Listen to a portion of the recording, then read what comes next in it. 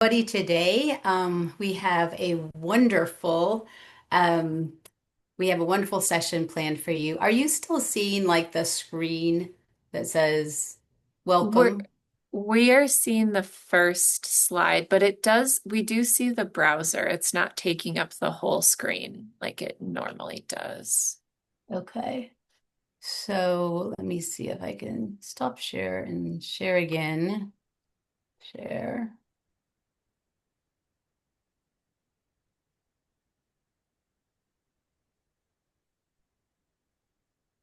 Yes? No? Maybe so? We are seeing the full slide, but it's still showing the top tab. Okay. Yeah. But we can see the full screen. So, Okay. Okay. Well, yeah. sorry. Um, You have come into the Zoom room with two very untechnical Zoom people.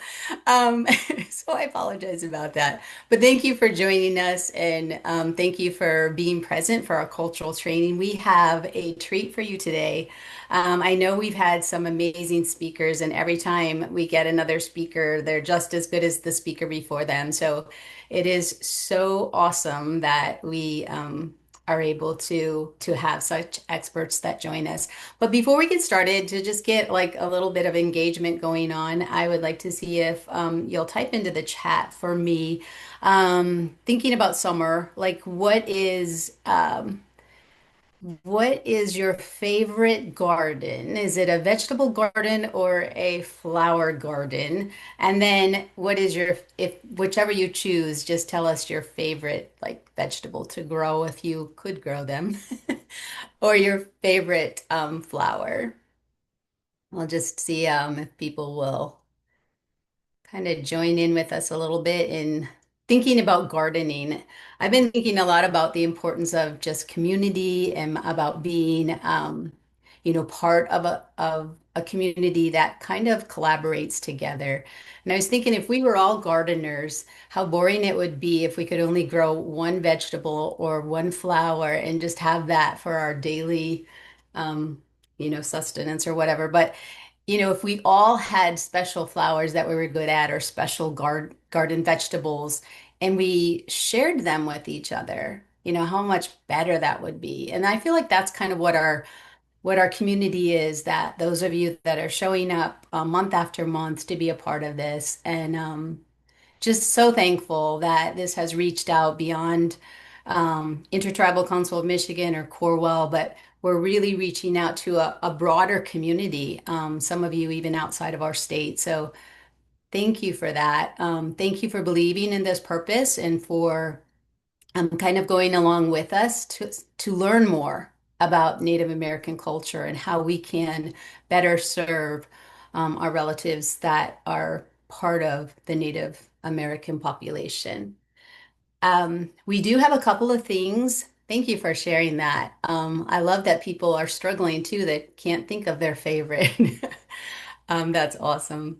But we have to acknowledge and give a little disclaimer each time we are funded as part of the PCORI Institute, which is patient-centered outcomes. And anything that is said during this presentation is strictly those of the author, and it does not necessarily reflect the views of PCORI. And then because of that, we do have to show some accountability to our funders, and we need to share with them how we are doing in our engagement with our community. So we have pre and post survey questions. And today's questions are just popped up, and you can answer those. And then we'll give those again when Dawn is wrapping up the session, and we'll be able to measure your post learning. And only those who complete both pre and post will be part of our final results. So please stay at least until those are posted. There'll be lots of time at the end for us to ask questions also to this expert that we have joining us. So thank you for your part in that. We also do provide CEs and or CMEs if you're a physician. Uh, the instructions are listed there. It's also dropped into the chat. If you've connected your um, phone number with your account, then you can just text today's code, which is 65979, to the Cloud CME number, and they'll send you back a quick reply. Um, and then we also have to point out that our speaker, Don Lyons, has nothing to disclose. And so this is just our required slide for that. And that leads us into today's speaker, Don Lyons. He's a wonderful, I would say, an exemplar for being involved in community. And I met Don through Laura and Beth, who are part of the Intertribal Council of Michigan and part of our leadership team. Beth co-leads this project with me. Catherine, who you heard possibly if you hopped on early enough, some of the great conversation with Don about their traveling to beautiful parts in our country. But the leadership team also has some consultants, and Dr. Mary Isaacson, Dr. Frank Anamikwam, and then Don Lyons is our other very instrumental person in part of this grant. And he brings to us such a richness about community and about engaging with Native Americans. He has his own business that focuses on spreading good information and support for the Native American community. And like I said, he's also leading our GONAs, which stands for Gathering of Native Americans. And he is going to help us understand really how to engage and come to the table and learn how to learn from our Native American relatives. So I'm going to turn it over to Don at this time. Thank you. All right. Thank you. Thank you, Cynthia. Hello, everybody. Good afternoon. I almost say good morning. I always want to say good morning, but it's already afternoon, right? It's lunchtime. So you're probably eating lunch as we're visiting, which is perfectly fine. Just make sure you're not in camera so you're eating those big old salads and sandwiches and stuff. But thank you for the intro. I'll give a little more background on myself and then we'll jump into it. I know it's an hour. It's going to be a quick hour. Bonjour, Oguma Beneshe, Anigam Nidonjaba, Malkwan Nidodum, Nishnabe, Minwahon Shoni Dao, Islante, Michigan Dao. So English name is Don Lyons. I'm a citizen of Leech Lake Band of Ojibwe, which is in northern modern day Minnesota. There's a lake there called Leech Lake, which is plenty of leeches in that lake, so it's properly named. And there's an island in that lake called Onigum, and that's where my family's from. So I'm related to the Aikens, the Bungas, the Jacksons, and of course the Lyons up there. So that's my family tree on that side, and then Bear Clan on that side. The Ojibwe folks, Anishinaabe, we have clan systems, so they follow their father's clan, and that talks about your role in community and a sense of belonging that you have. So that's Bear Clan on that side. And then my mother's from Six Nations, Ontario. She's Mohawk, so she's Haudenosaunee, and she's Turtle Clan on that side. And that side, they go by the mother's clan system. So again, for the same reasons, for government structures, economics, and a sense of belonging. So I'm Turtle Clan on that side, and they met in the middle in good old Detroit, Michigan. So I'm born and raised Detroit there. And somehow I found myself at Michigan State University, go green. So I graduated from there with my undergrad and my master's degree in social work.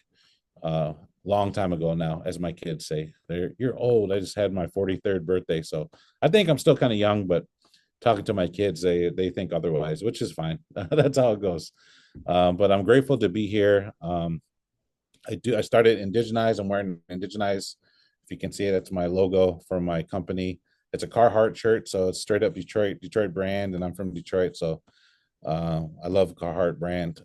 So Indigenize, we focus on economic development and wellness. And so some people are like, that's a weird combination. I spent close to 20 years working on federal contracts. So running with 8A companies, women-owned, Native-owned companies, and I used to run their largest contracts.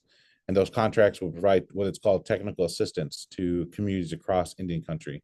So I got to go travel the country. I got to go to Alaska and Yukon, river up there, getting dog sleds and snowmobiles out to communities, and then down in Seminoles in Florida to Passamaquoddy in Maine, and a lot of time in California with the 200 plus tribes in California, and then everywhere in between. So I've been really blessed to see a lot of Indian country, and really blessed to have a lot of relatives across Indian country, and made some really good friends. And so I really appreciate those opportunities to do that. So about 4 years ago now, I left my last company called Tribal Tech, and I was running the nationwide training technical assistance center. So we service all of Indian country. So around, it could be prevention, education. We did a little bit of economic development, a lot of strategic planning, a lot of facilitation, developing curriculums, learning communities.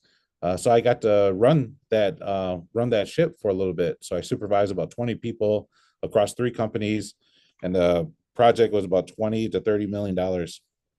And so we made sure to spend it all. To me, that was honoring the treaty rights when money gets allocated out for Indian country. So we made sure we try to support Indian country and their prevention and business needs. So I got to do quite a bit of that and develop teams to go out and support communities in doing that work, and also work with a lot of federal departments, state departments, and non-for-profits and different organizations. So 4 years ago, I left and I started Indigenize and do similar work, but now we focus on economic development. So I help a lot of communities write grants and go for grants, and did evaluation around grants, and there would be awesome work that would happen. And when the money goes out, a lot of those projects would go out, and a lot of the infrastructure there, it wasn't supported. And so that was disappointing.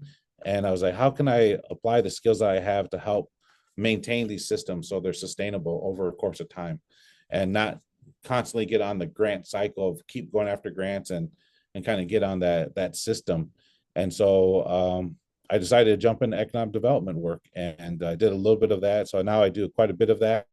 So business relationships, I help navigate different companies. I want to work with tribes, our Indian country, and then do a lot of cultural humility trainings with folks, a lot of broker deals. And what I picture is creating healthy systems with healthy people running those systems. So if we go after grants, which is fine, that these things can be sustainable in their own way. And if the grant money runs out, then we have a sustainable economic system in place to continue to support the good work that's happening.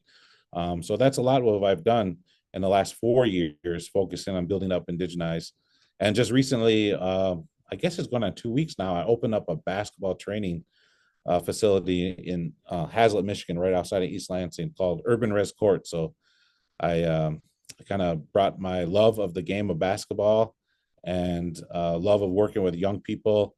And we started a training facility open for anyone to do that. So that just got kicked off the ground. So we're excited for that. So follow us on Instagram, Urban Risk Courts. Okay, that's my commercial. All right, I'm gonna go through the slide deck here. And at any point in time, if there's questions that pop up, I really like to have engagement as much as we can. And if there's questions, let's populate that into the chat. And I don't have my chat up here yet, because if I push more buttons, I'll lose everybody, and I'm very limited. So I want to just focus in when I can control here. But I'll definitely pull up the chat here when we get closer towards the end, so I can answer any questions and comments. But again, welcome everybody. Give a little bit of background myself, more professional side. This is, I take the professional side of who I am as an Anishinaabe and Haudenosaunee, and I take that perspective everywhere I go. And that's why I call the company I started as Indigenize. We're indigenizing places and spaces and bringing that innovative perspective. But for us, it's just a way of being. The 7 grandfather teachings, the medicine wheel, which we'll talk about here in a few moments. A lot of things apply to a lot of different policies, procedures, practices, and also business development. So I try to indigenize a lot of what I do.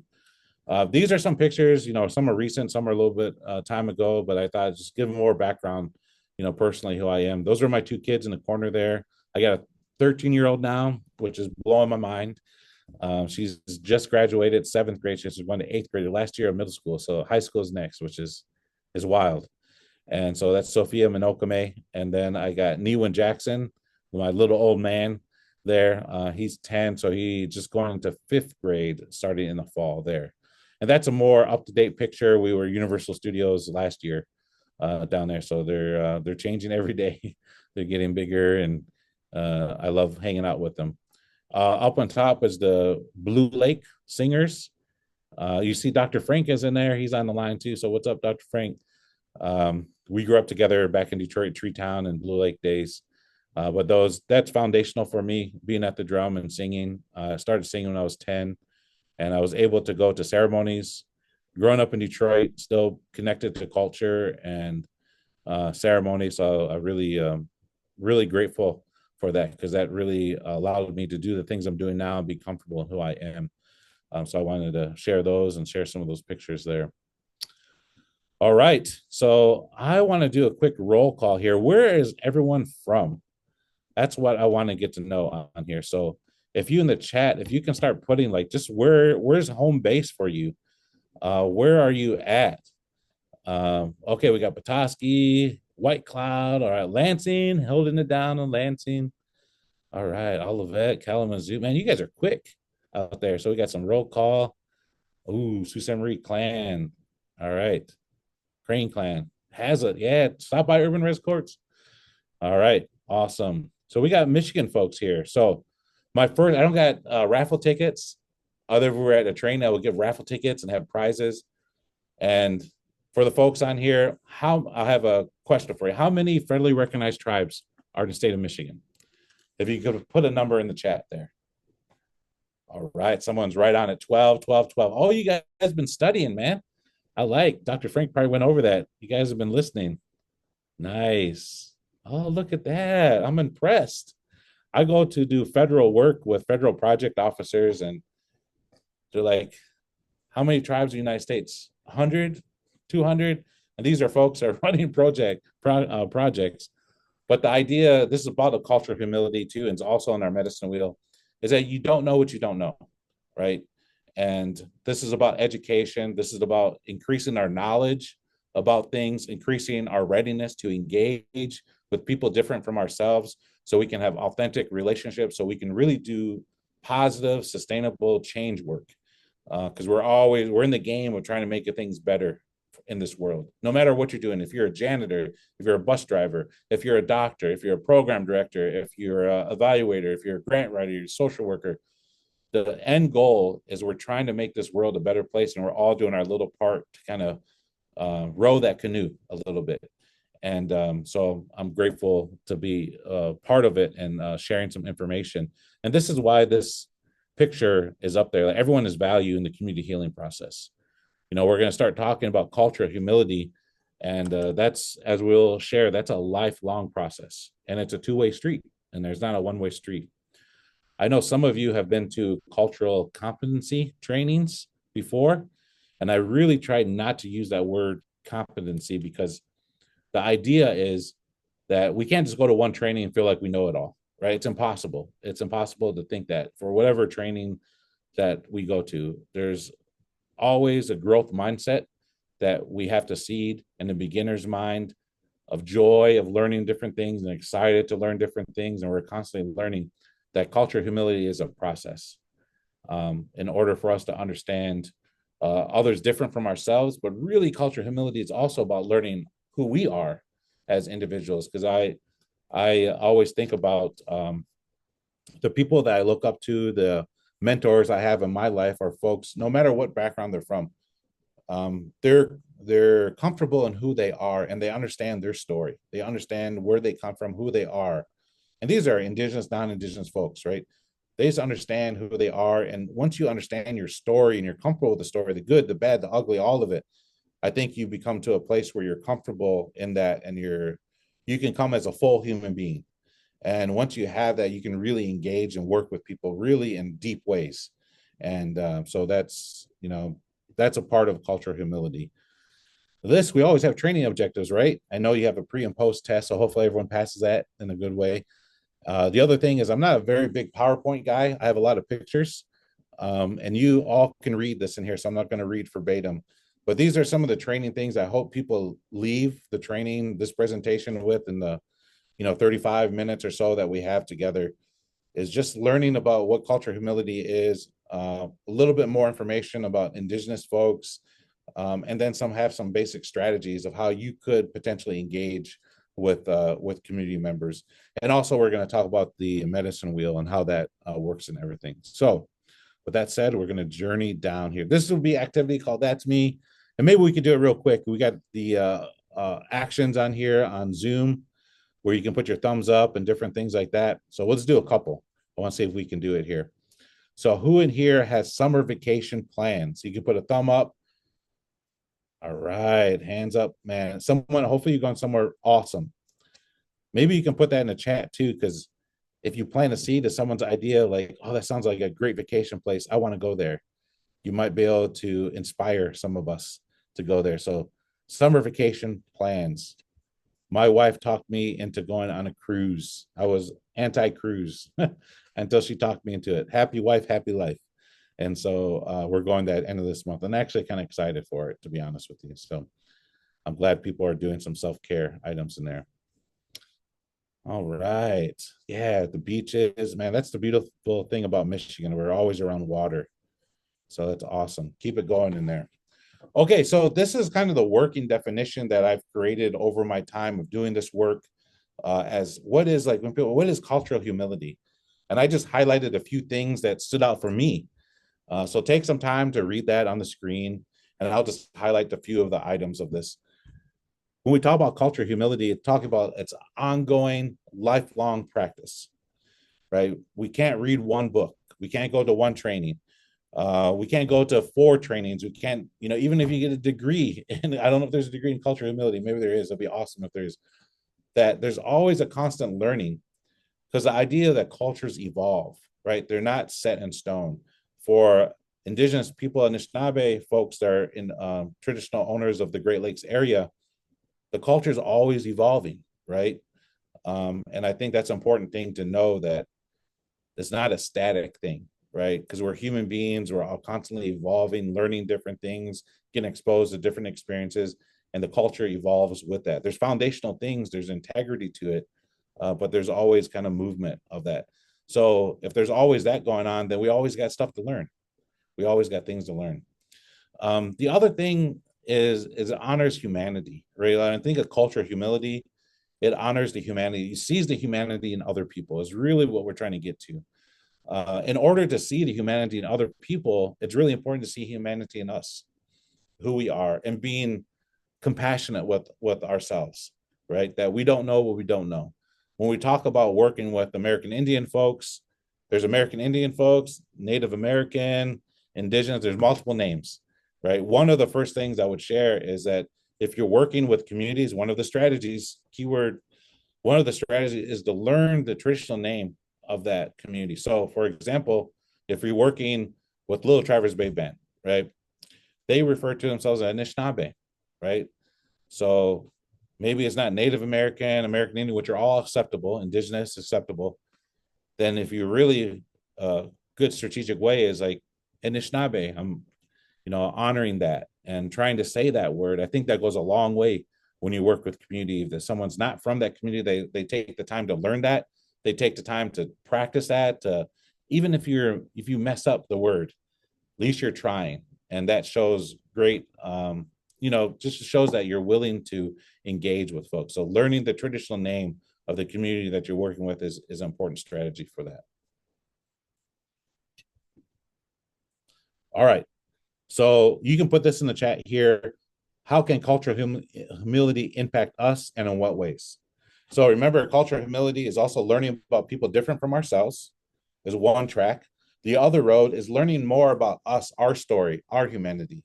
And I say this in a good way. I have folks that are, they would say, oh, I'm just white, right? And I would kind of push back. I would say, you're more than that. You have a culture, you have a background, you have a story. Or some people say, I'm American, so I'm American too. And also there's stories that we have. Where is your family? What's the story of your name? That's an important thing. Like, how were you named? That's one of the activities we do when we do culture humility trainings and face-to-face. We do an activity called Story of Your Name. Everyone has a story of their name. For example, my daughter is Sophia, and we love that name. Liz and I, my wife, And we named it after Golden Girls because we love that character in Golden Girls, Sophia. And we spell it Sofia. And so that's the story of her name. So if she ever got asked that, we told her that. So that's the story of her name. And we all have stories of that. Maybe some of us are named after a relative, after a mother, a father, auntie, uncle, or friend, or someone that's had a positive impact in your family's lives. That's a story. That's a part of your culture, right? Your identity that you bring forward. And sometimes we don't take time to think about that. But we all have stories. We all have a culture. And so culture humility is learning about your culture, where you come from, your story. Because if you can embrace your story and accept it and embrace it and empower it and cherish it, that means you can help others do that, right? It's not about becoming Anishinaabe. Like I had an elder, um, I just spaced on his name, but he would tell me that, one thing we're not recruiting Anishinaabe folks, right? We just want people to see our humanity as Anishinaabe, so just like we see other people's humanity there, and not Anishinaabe, right? That's how the treaties and the relationships were developed back in the day, for the trade routes, for the fur trading, economic development, to really have healthy, sustainable economic trading. You got to see each other's humanity, and then talk about political and the treaty. There were some conversations that needed to be had, like, this is who we are, this is what we're protecting, right? Now there's a conversation about, have we lived up to those treaties? Maybe not. All right, maybe not 100%, but the initial idea of how do we start talking about that, coming together as sovereign, as entities, and having those conversations. So how can culture humility impact us? I already gave you, like, learning your story is a culture of humility impact, right? And why do you think learning about who you are matters? Because I think we get used to, for people to tell us things, right? We get used to, like, sit down, workshop presentation, and people talk to us. Culture of humility asks us to talk with each other. How can we authentically talk with each other? And this is a big thing, because I struggle at this daily, is that we have to listen to understand and not listen to respond. So take a second and think about that, right? How many times do we listen to respond? Where we're listening to people, oh, I got this, come back, I got this, boom. Like, really, even the people we 100% disagree with, how can we practice critical thinking skills to listen, to understand, what are they really trying to tell me? What are they really trying to say? And hopefully that gets us to a place to have compassion and empathy. And then if we can get that, that becomes our superpower, right? I've done these trainings before where people, like, they feel bad, right? Like, I feel bad, like, that my people did this to your people. And there's a shame that comes with that, or there's a guilt that comes with that. And I tell people in a good way, say, listen, I appreciate that, but I also tell you in a good way that shame and guilt doesn't move us down in a healthy way. Actually, shame and guilt can manifest in violence if we're not careful with that. All right. So the more effective emotions that we can use is empathy and compassion. And that's why culture humility is about understanding our humanity. If we can have compassion and empathy for ourselves and others, that becomes a superpower, and we can really move the needle and move together. So this image you're looking at is what I think of culture humility, like looking at the micro, the meso, and then getting bigger in the picture. It starts with you. It has to start with you. And I'm talking to everyone here. It starts with you. Culture humility is for you to understand the story of your name. Where did your family come from? Where did they move from?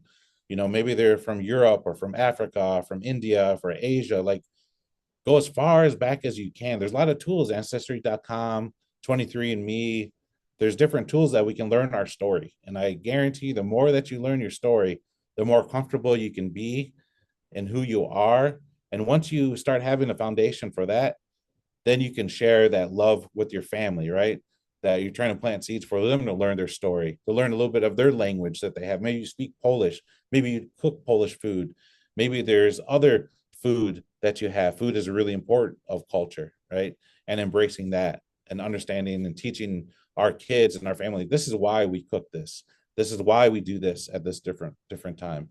That's about our culture, who we are. So those first two circles are us learning that, embracing our story, and then spreading that lateral kindness to our family and our friends and our neighbors, and sharing the teachings that we know of who we are, right? That's a part of cultural humility.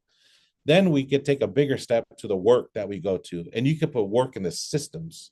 So you got work in the systems that we work in. We all work in systems, right? It could be how the referrals happen between different entities. How do we collaborate? How do we build partnerships? What's the chain of command in my organization? Those are all systems that were created. And so we have to think about this. If we can get more folks that understand their story, that embrace their story, that are filled with compassion and empathy, then we can build stronger and healthier systems that promote compassion and empathy, right? We can be actually more effective and more efficient in that way. And so cultural humility for me is a foundational piece that we can grow outside of that. And that gets into the medicine wheel, which is coming up here in a few slides. And then the step back is community/society, right? The bigger picture. We're all a part of something greater than ourselves. And if we can practice the things that, the change that we want to see in the world and have compassion with ourselves, we don't know what we don't know, but we're willing to learn, right? We're willing to see other people's humanity, walk with humility in doing that. Then that starts growing the lateral kindness, and we can make really systemic and positive change if we're willing to put that work in. This is hard work. Learning your story, embracing your story, understanding your story, the good, the bad, the ugly, like all of that. It's hard work, right? And a part of that, it's healing work too. And I had, elders will tell me that if you're willing to learn your story, you're not just healing yourself. You are healing yourself, but you're healing the 7 generations that came behind you, right? Then you're also healing the next 7 generations that are in front of you, that you are planting seeds for that to be an easier walk than it was before you did that work, right?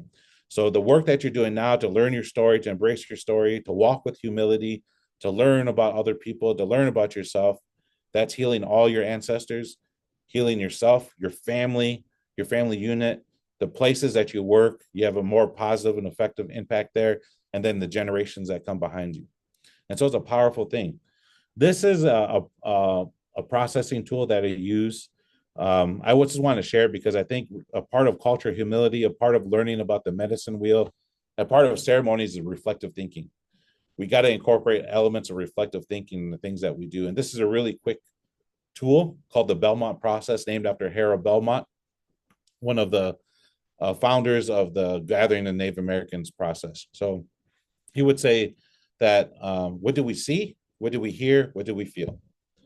And a lot of times we get to what we can think, right? Which is not a bad thing, but it gives us an out, right? Because it's easy to theorize, it's easy to stay in our head. But this is really talking about, what did I hear? What did I see happen? And what do I feel? Sometimes that's a really scary thing for us, is what do we feel when I'm in the cultural humility training, or when I'm at these different events? What am I feeling? And that's important to touch in with us and have reflective thinking skills, because then we can come out to a higher level of functioning. All right, so here, get your pen and paper ready. This is the medicine wheel. This is your post-test here. So this is the other thing I wanted to share too. So when we talk about these traditional aspects, I want to be very clear that I am not talking for and about all Indian people all over North America. It's impossible. There's 574 federally recognized tribes in the United States. There's 200 of them in California. There's 12 of them in Michigan. There's great diversity in all those tribal people, right? So when you work with one tribal community, you've only worked with one tribal community. Little Traverse is similar, but also unique and different compared to Little River. Little River is similar, but unique compared to Pokagon Band of Potawatomis. And even Pokagon Band is different from Huron and Gun Lake. So there's a uniqueness in these different tribal entities, the government structure, the government systems, the sovereignty, also the culture, and a little bit of the language. There's different dialects that happen. We all call ourselves Anishinaabe, but we might have different dialects of that language, or we might do ceremonies a little bit different in different parts and different tribes. And so I say all that to say that this is just things that were taught to me growing up, the things that were shared to me in my travels around. And so that is just, I just want to share that. So the medicine wheel, there's, Yeah, she wanted that and lotion and that. oh, sorry, Stacy. She's got their shopping list going on, going to Costco, I bet. Or in Michigan, Costco's. You got to put the S on it. All right. So the medicine wheel, let's talk with the cardinal directions, right? There's north, south, east, west. Those directions have a meaning in themselves. Those could be the start of life, right? That you're coming to this world as a baby, right? That's one direction, one color, if you will, one direction and one color. Then you have your adolescence, right? You're learning different skills. You're learning to walk. You're maybe becoming a teenager at this time. That's one direction, one color. And then you come adulthood. That is one color, one direction. You're taking all those responsibilities on as what it means to be adult. And then you have elderhood. You have that life experience that you went through those three different phases already. And now you're at a point of how can I give back all my knowledge in a good way? And this is something too I want to share is that elder is not necessarily a number, right? I know for like deals at the movie theater, I don't even know if they do that anymore, but at restaurants, like there's a difference between senior citizen and elder. And elder is not an age thing in my world, right? This is a world according to Don. Elderhood is about your willingness to support and give information that adds value to someone's life. So I always say my kids have been some of my greatest teachers. In some ways, they've been my greatest elders, right? Because they have gave me knowledge and help add value to my life. Someone who's younger than me could be my elder because they have this life experience. They went through these ceremonies. They know the songs, know the language, and I look for them. And that's elderhood to me. Of course, someone older than me that has life experience and all those things, that's definitely an elder too. So you have the four directions. You have the four stages of life, right? Some communities, they have different medicines that go there. You hear sweetgrass, you hear sage, tobacco, and cedar are kind of the four cardinal ones, but there's all different kinds of medicines. If you go out to our communities, there's a pharmacy in our communities, and we had societies for Anishinaabe that understood, and their role in the community was understand the plant life, and there were doctors, right? Like back in the day, traditional doctors, and we had societies for that, and then we would groom young people if they had the characteristics to groom them for those societies, and they would take those, and that would be their life mission to work with the community in that way. All right, so that's the four directions, four stages of life, four colors, four medicines, but there's more than four. There's more than four.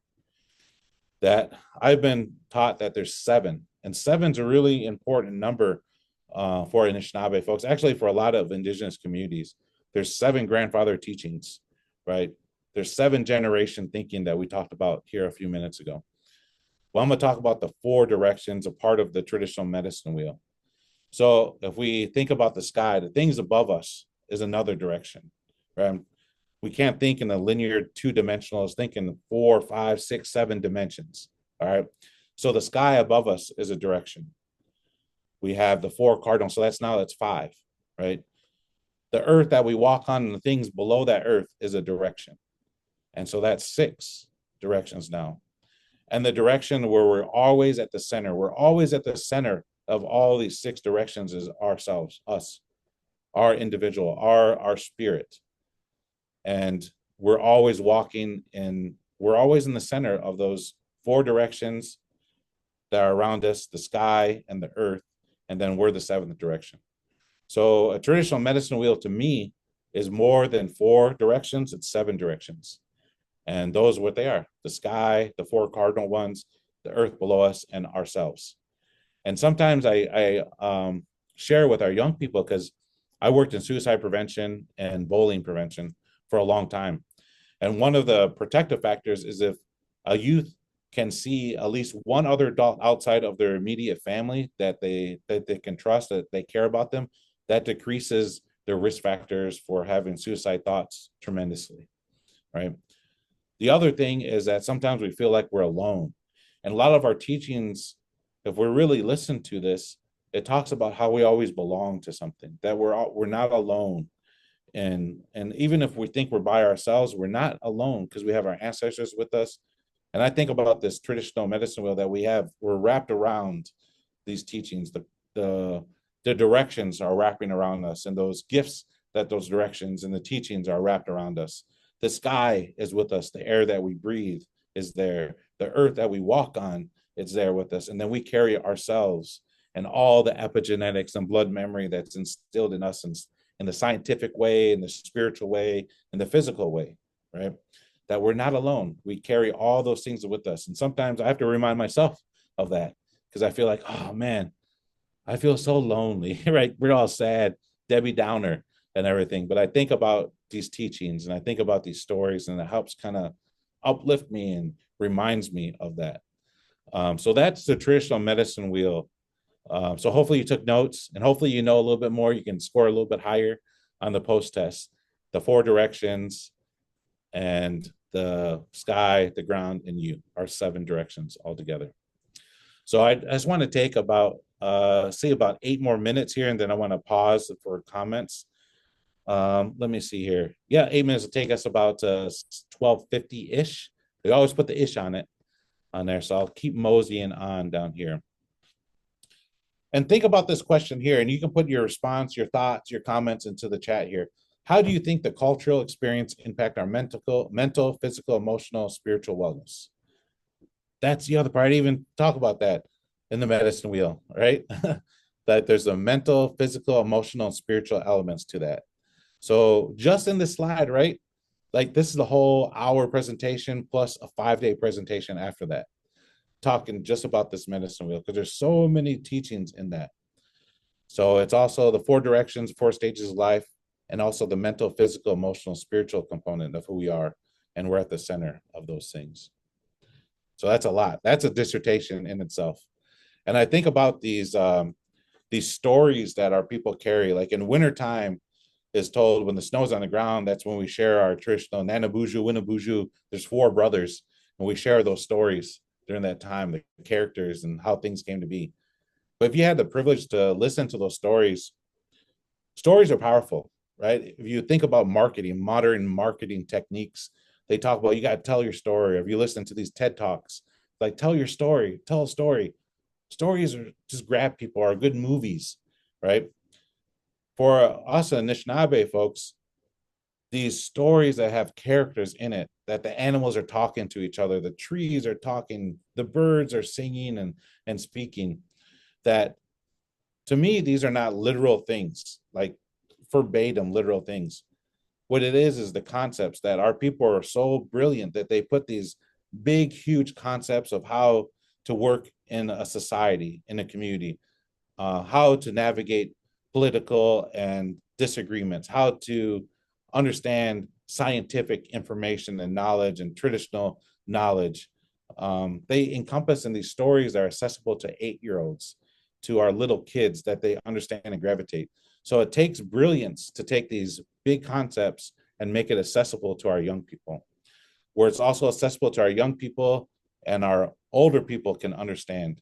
When I do strategic planning, I always tell communities, like, we can make a plan in a 4-wall room, but if our young people don't understand it and can buy into it, and our elders can't understand it and don't buy into it, this plan is not going to be very useful for us.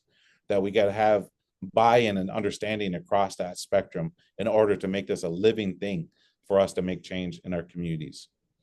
So a part of a culture of humility, and this is the question that I was trying to get to a little bit when I talk about like the guilt or shame, is that sometimes we say, what's wrong? What's wrong with this? What's wrong with that? And I would argue that the question that we should ask is, what happened? What happened? So the next couple slides, I'm just going to go through like a very brief kind of history, I guess, history lesson in like 5 minutes. So it's going to be very, very quick in it. But I usually do these trainings in a full day or sometimes a 4-day. So I was trying to get like just a spoonful or appetizer of information for you all to look in there. So It's not what's wrong, it's what happened. Okay. So a part of the things that are happening in Europe at the time, there was a lot of stuff going on, right? The Crusades were going on. A lot of violence was happening in Europe. That's the reason people want to leave, right? That if things were all good, people wouldn't want to leave their homes and venture off and try to find something. So things weren't going well in Europe at the time during Columbus and the people set off sails, right? So they set off. So you remember that this is the unhealthy things were starting to be normalized, right? And so we only know what we know. And so we had all that violence, all that trauma, right? That unresolved trauma that these folks carried across the ocean to them. They interacted with the communities here that were different from themselves. And the only way they knew how to interact with people different from themselves was their lived experience in Europe. I'm not excusing this. I'm not trying to sugarcoat it. It's just kind of logical thing to think about is that that's the violence that happened here. People that are different from us, then they're less than us. There's a concept called terra nullius, empty land, that goes to the doctrine of discovery, all those things that come from the church, saying these folks don't worship the church, then this is empty land. They're not considered human beings, and this is land for taking. That was a justification for manifest destiny across the United States, right? And taking resources. And so, but understand that was happening in Europe. There was boarding schools for the Irish and Scottish and the Celtic people before it came over boarding schools for the United States. That was the blueprint. They got it in the United States and they defined it as they went west to Australia, because Australia was touched just in the 1700s, right? The United States was touched in the 1400s to 1600s. And so they had quite a bit of time to start defining these things as you go. The other thing for this slide is the diversity of language groups in North America. If we start looking at Mexico and even Central America, Mexico, United States, Canada, you're talking about over thousands of different tribal people, hundreds of different languages. So the diversity is really, really important. And I think that's one of the things that we as a Anishinaabe people and also indigenous people, that our diversity is so critical to our survival. And I share this, if you're sitting around the table with folks, that no one has a monopoly on the solutions, right? We all need each other so much, we don't realize how much we need each other. We need our perspective. We need our lived experience to put ideas on the table and come up with something that is good for our family and communities. And so that diversity for us as indigenous people really saved us, maintained us. How they do it up in the UP area is different from how they do it in southern Michigan. If we did everything the exact same way, they could hit one thing and wipe out all the situations going on. But that diversity and actually getting down to family traditions really helped us to maintain our language and culture. This is another picture of some language groups and tribes in Mexico. The other thing that a lot of people might not know is that some of you heard of the Trail of Tears for the Cherokee removal. There was also the Trail of Death. So that was from the Potawatomis in the Great Lakes area that got removed to Kansas, Oklahoma, to Texas, and even into northern part of Mexico. That there still persist communities there. Kickapoo, Potawatomi, Miami folks got moved down there as well. So there is a lot of stuff happening. This shows the picture, talk about South America. Now we're talking about lots of groups of indigenous folks. And so I would always say that everyone on this call, if you identify as American Indian or Native American, that if you don't identify, you're still indigenous to some part of the world, right? Your story started somewhere on this planet Earth. I never met anyone that wasn't indigenous to planet Earth yet. Yet. So we all have a story. We're all indigenous to this planet. It's just a matter of us understanding where our story started from. All right, so I'm gonna start winding down here because I want to leave some for comments and questions and just some ideas here. But this, as you see, is federal policy that impacted tribes. And this is just a really short history. The historical, if you're a lawyer, you got books like this big to look at a law. But I realize some of you might have not seen this before, but it all impacts to communities today. So part of cultural humility, a part of strategies to engage tribes and communities is that you don't have to be a lawyer. You don't have to specialize in American Indian law, but you do have to have some mindfulness about the federal policies, how they've impacted communities, right? If communities have been relocated, having the understanding of that, do a little bit of a history, understanding the traditional name, a little bit of historical understanding, maybe even get down to the treaties, understanding when tribes were re-recognized. There's a lot of Michigan tribes that were re-recognized in the early 90s during the Clinton administration. So understanding those things is a strategy for engaging tribes anywhere, especially in Michigan. All right. So these are the couple slides I want to leave with here.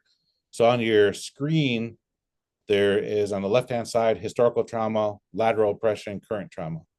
On the right hand, historical resilience, lateral goodness, lateral kindness, healing, vision, and planning. So sometimes what happens in communities that have impacted by trauma, that there's layers of trauma there, that they have Pedagogy of the Oppressed, Pablo Freire, really excellent book, insightful book. Some of you probably read that. If you haven't, I really encourage you to pick that book up and read it. The concept of that talks about the oppressed become their own oppressors. So if you have folks that have come in outside the community to oppress the culture, the language, to try to eradicate those things, that then what happens is that unhealthy behaviors have been normalized. And then those folks, maybe they have gone away in some capacity. But the idea is that those lessons and those norms have been normalized. So the oppressed become their own oppressors in there. And the name of the book is Pedagogy of the Oppressed. Pedagogy of the Oppressed. Pablo Freire is the author. So that's that we're talking about on the left-hand side. Another strategy to engage tribal folks is have an understanding. You don't need to know all the history, but knowing that the prevalence of trauma still persists today, right? That having an understanding and appreciation. Remember, guilt and shame is not going to get you as far as compassion and empathy, all right? And so just having an understanding of those things is important. Now, a bigger part of the picture that I want to really share is that when you're working and engaging with communities is that you want to build off the strengths and the resilient factors. We're still here, right? Like that's amazing if you really look at the history of it, that we're still here. We're still in our traditional homelands for a lot of us. And so it's a really powerful story there. And then people can appreciate that and understand that and come from that angle, then that can get you a lot further to build relationships, to have appreciation, to build some collaboration. And the last thing I want to end with is this lateral kindness. So I did a presentation probably about 17 years ago. I got asked to speak at the last minute at this youth conference, and the youth were telling me, we're tired of hearing everything that's wrong with our communities. We want to hear the good stuff. And so we would talk a lot about lateral violence, and the opposite of that is lateral kindness. And so I started talking about lateral kindness and the things that are resilient factors and everything that's happened to us. We still have growth from that. And people resonated with that. And I still do keynote addresses and presentations and teachings on that. And people that were at that presentation 17 years ago that were 13, 14 years old and now 30-year-old, they're like, hey, I still remember that conversation. I was like, oh man, I don't remember what I said at that, but I remember the concept of the lateral kindness part. And that's historical resilience plus the post-traumatic growth that comes from traumatic events, that we have a growth that we come out higher level of functioning. Okay, so I went over the time I wanted to. So I think I'm going to end there. And there were some more things, but like I had a presentation for like 5 days on here. So a lot of content. I don't know what the policy is, but I'm fine if people want to share the slides. I know I sent a copy, and if that's possible to get out to people, I'm 100% okay with that. And I'll put my contact information if people want to reach out to me directly in the chat. I'm happy to entertain conversations and ideas, but I'll end here. And Catherine, I'm gonna pass it back to you or Cynthia, where we want to go here. Thank you so much, Don. This was an excellent presentation, and my mind is just filled with lots of ideas. We would really like we've been monitoring the chat, but we'd really like to just open it up at this time for people who have questions. So if you want to use your hand raising function, if you're able to do that, or you can just simply unmute yourself and we can start talking. There is also the post evaluation. So Catherine just dropped that into the chat. And then we also have the growing garden, and Catherine has been instrumental in keeping that growing garden going. So we'll make sure that you also have that link so that you can go there, re-review this session. We'll post the slides there and also other resources that you might want to check out. Catherine, is there anything you want to add to that? Yeah, no, thank you, Cynthia. I did thank you, Don, for sharing and recommending a book. I did capture that, and we'll be sure that we have that resource listed in our growing gardens. But Don, I do have a question for you. I'm familiar with the seven grandfather teachings that you had mentioned, but I was wondering if you would have any recommendations for a good source for us to pull some more information on the seven grandfather teachings to share with those who are on the call today, just for their extended education on that topic.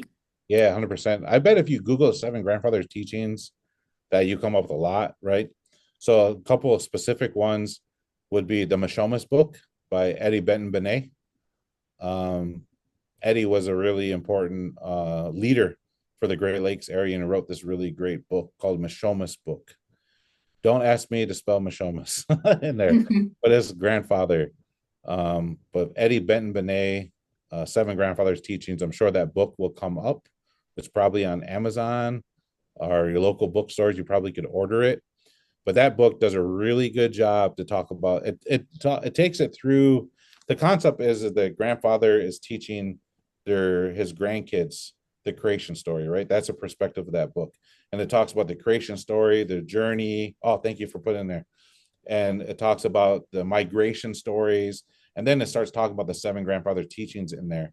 And he kind of goes in depth with that. So that's a really great book if you want to get information on it. Another one is Sag Chip has a really good cultural center, Zebulon Cultural Center. And if you just look, someone hopefully can put a link in there for that Sag Chip's Cultural Center, Zebulon Center. They do a great job. And if you guys are around Mount Pleasant, if you haven't been there, like take a day and field trip because they too walk through the history of Anishinaabe people. And I think they use a lot of Eddie Benton and Mishomis books around that. And that's a really hands-on, and they talk about the seven grandfather teachings in there.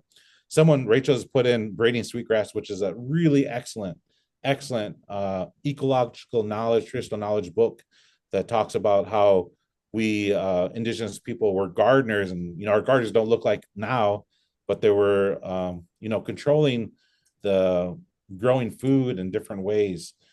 So that's a really great book. She has a new one talk about economics, and I forget the name of that book, but her new book is good too. So Braiding Sweetgrass is another good recommendation for that. So I agree. Thank you. Thank you, Don.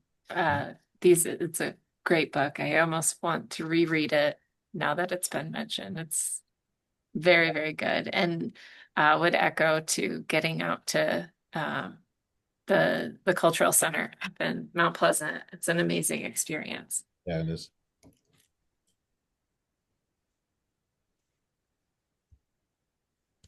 Don, is there you were talking about the importance of really understanding people's stories. Is there like a go-to phrase?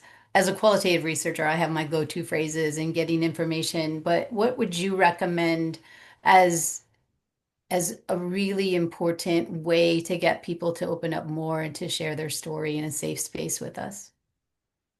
Yeah, that's a deep question. I think the process that actually I'm here in Bay Mills right now working with the youth around Michigan, and Hmm. we're doing a GONA, Gathering Native Americans. There's a curriculum developed by Native trainers for Native communities, Indigenous communities.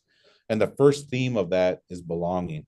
So I think in order for people to be vulnerable, because it has to, you to share your story is to be vulnerable, even to say I don't know about much, that's vulnerability, right? Mhm. And so I think one of the most important things is create a sense of belonging, Mm. a sense of belonging. And that to me is like creating safety, Mhm. creating a sense of connection, that we have more in common than we differences, no matter our background. And that's a process to get there. And then once you have elements of that, or you start cultivating that, then you can get into more vulnerability and deeper questions, right? That's why it's the first theme Mhm. of this process. The next theme is mastery, which we get into the impacts of historical trauma and building off historical resilience. If you don't have a sense of belonging and you try to dive into those complex Mhm. dynamics, then I feel like you're just going over the surface and you're kind of going through the emotions of those Mhm. conversations.